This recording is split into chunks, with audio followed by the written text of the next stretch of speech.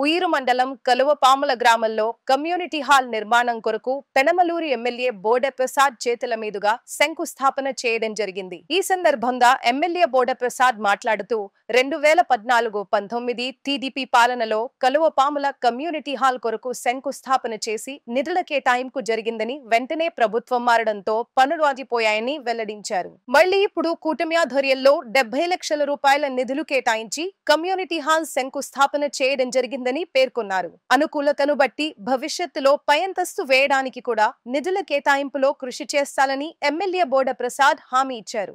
2014-19 Telugu Desam party అధికారంలో ఉన్నప్పుడు కలవపాములో community హాల్కి గతంలో శంకుస్థాపన చేసి నిధులు శాంక్షన్ చేయడం జరిగింది.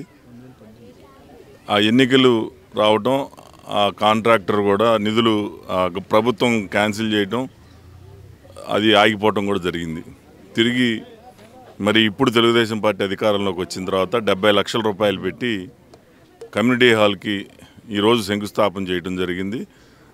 దాదాపుగా 150 మంది విశాలంగా కూర్చొని ఏదైనా శుభకార్యం కానీ లేకపోతే ఏదైనా కార్యక్రమం చేసుకోవడానికి ఎండా వాన వీటికి ఎక్కడా కూడా బయట కాకుండా రోడ్ల మీద వీధుల్లో కాకుండా ఒక కమ్యూనిటీ హాల్లో చేసుకునే విధంగా ఇది దాదాపు ఒక 2-3 నెలల కాలంలో ఇది పూర్తి చేయడం జరుగుద్ది. పూర్తి చేసి వాళ్ళకి ఇక్కడ ఉన్న ఎస్సీ కాలనీ వాళ్ళందరికీ కూడా అందుబాటులో తీసుకురావడం జరుగుద్ది. తర్వాత అవసరాన్ని బట్టి మరి పై ఫ్లోర్కి కూడా అవకాశం ఉంటే దానికి కూడా మేము నిధులు శాంక్షన్ చేయించి దానికి కూడా పూర్తి చేస్తామని సందర్భంగా తెలియజేస్తాము.